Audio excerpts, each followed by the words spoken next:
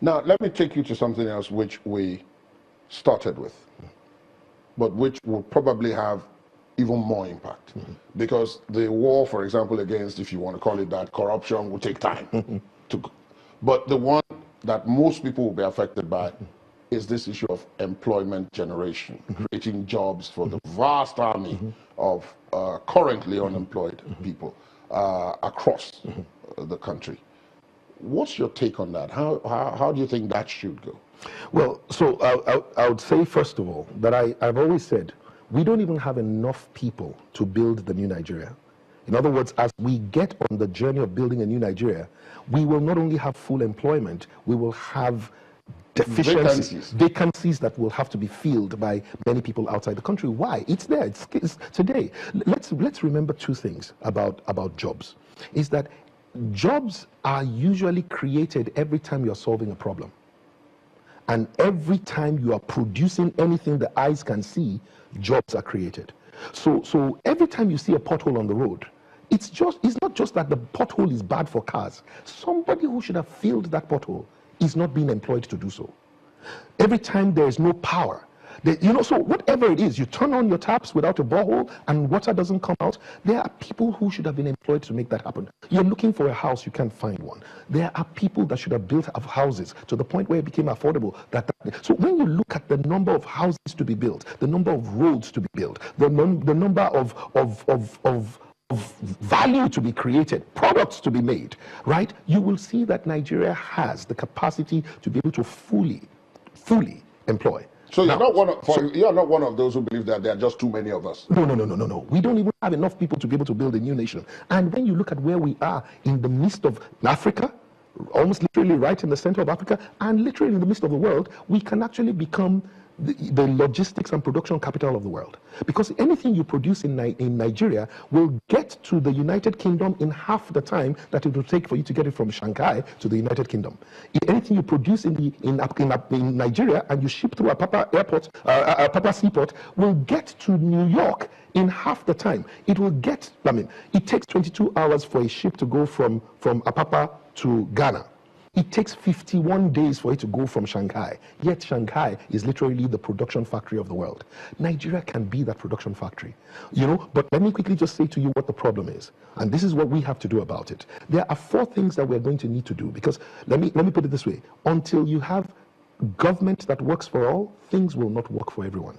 And until you have things that are working, then people will not find work. Because businesses will not grow. And businesses are the main engine for job creation. Mostly, okay? You can have government doing well through security and a few other things, but businesses are the most important things. For us, we want to see businesses prosper and people get jobs that are fulfilling, good jobs so that people are joyfully employed, not just gainfully or painfully employed. So there are 4 things we want to do to make that happen. Number 1, we must cut down the cost of running governance. Much of the money that is required to trigger and activate and accelerate the engine of Nigeria, the productive engine of Nigeria, is being wasted in not only what the things that we can see, like just blatant waste, like one governor traveling with 30 cars, and things like that. Ministers traveling with 2 brand new Jeeps of the same class, like as if one has ever broken down, things like that. I mean, much of that is but then beyond that, we also see that there are wastages in just the way things are being done. I mean, we know these things. Procurement in Nigeria is probably one of the most ineffective ever. I've never seen any nation that buys 100 units of something at higher than the cost of buying 1 unit on the marketplace. So we know that again, like you say, corruption drives that. We've got to, we will make sure that we reduce wastages throughout governance. And the second thing that we're going to do to make that happen is that we're going to reform government, so that government becomes an institution where the people are there to serve and they get the joy of service, where service excellence and service delivery is driven. They see the people as their customers and not just constituents that they can lord over. I guess the third most important thing is that we've got to restructure our economic base. and turn our local governments into productive centers where they become what you would call a special economic zone or industrial hubs, like the way you would see Agbara or Ikeja, as Obafemi Awolowo, one of the great leaders of our time, envisaged that time. What we need to do is get each of every one of the 774 local governments to become industrial hubs, so that whatever happens, and whether it's natural resources, farmland, or mineral resources beneath the land, or just the human resources within those communities, within the local government, all they have to do is come to the local government center, and then you can package, prepare, process, and get it ready, especially for international markets. And why do I say international markets first? Because I keep saying whatever is not good enough for the rest of the world should not be good enough for Nigeria. So even if it's for local consumption, let's get it to export quality.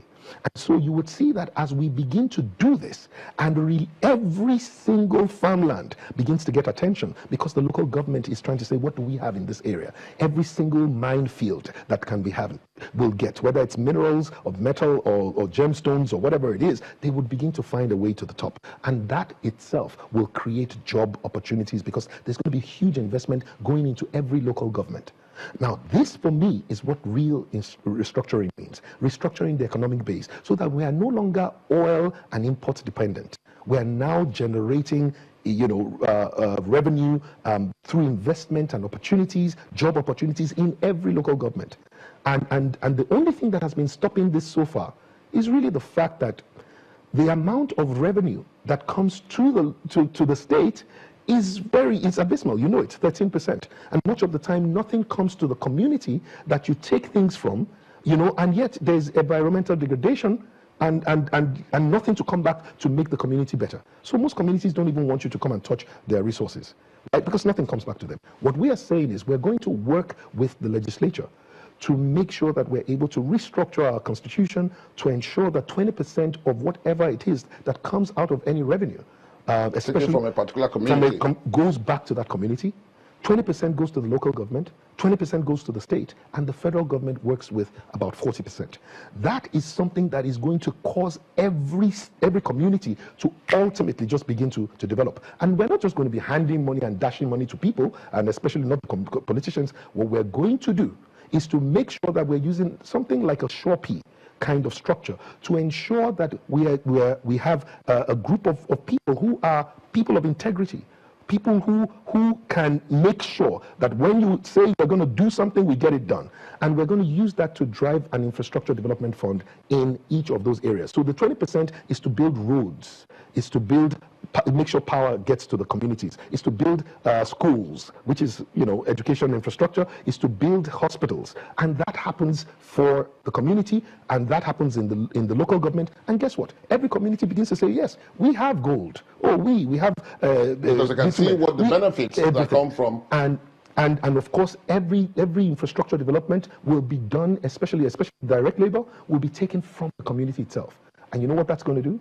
It's going to ease up the pressure of thinking that you have to go to the city to be able to get a job. So all of a sudden, with the model that we have to restructuring, you're going to release what is beneath, what has been kept for so long and literally wasting away. We're going to release it for the benefit of the people, and now there'll be economic opportunity, investment opportunity, job opportunity, and that's how we're going to get this done. The fourth and the most important one is we have to reorient our people. We have to change the mindset of our people and the value system that it seems like we have lost over the years. Those values that say things like make a positive impact on everyone that you meet and everywhere you go. Be a solution provider and not a part of the problem to be solved. Be a role model worthy of emulation. Do the right thing at all times regardless of who is doing the wrong thing. Care and show respect to all through your words and your actions. Value time and make the best use of it. Things like that. We're going to put them back into the communities and making sure that using media, using radio, news, and drive them into the curriculum of our schools, ethics, leadership, and make sure that when a child is going to school, when on Monday morning that child gets to hear the same values that his father or his mother is going to hear at the office, and it's going to be something that. So it's those four things, and we believe that when you save money and you activate, you can then invest in agriculture and security and power and infrastructure and empowering our people through education and all of that. And each one of those things that need to be done are huge job creation opportunities. Currently today, as we see, agriculture is hiring about 60% of the workforce of Nigeria. And yet it is only about 35% of our agricultural land mass that is being cultivated. So we will drive agricultural revolution, and that itself will increase the number of people that are on the, working either directly on the farmlands or through the agricultural value chain. But it's not just that. It's also, like I said, security. We want to see not just our police force. We want to see that ramped up to about 1.5 million policemen that will serve Nigeria. We want to see, power and just the whole, not just. Would you set a state police, for example? Oh, yes. Would that be part of the structure of the 1.5 million you're making reference to? Oh, absolutely. And what we're looking at is to get to a point where states can themselves fund the police force to about 20,000 policemen per state, okay? And that would complement the federal police that we also will have. Just the same way we have it in many of the nations that we love to go to, travel to, when you have CIA, you've got FBI that are federal, but then you've also got the state, and then you've got the county police, which is like your local government or local areas, community police, and those things are very important. It's important that the states are able to add value to their own people, so that when people actually vote you in, you stop pointing at the federal and saying that's the reason why you are not performing. But we've seen something like that happen recently, or not too recently ago, when the governor of Benue State heard or got a tip-off that there was going to be a security, an invasion by terrorists, herdsmen at that time. And to cut the long story short, we heard it on television, how he picked up the phone, called the state commissioner of police. He said he couldn't do anything until he gets the IG to give him an instruction. He called the IG, nothing came until that place was attacked. So what I'm saying is, if you're going to make the governor the chief security officer of the state, give him not only the responsibility, give him the authority, give him the resources. And that's the kind of thing that we're talking about. So state police is important.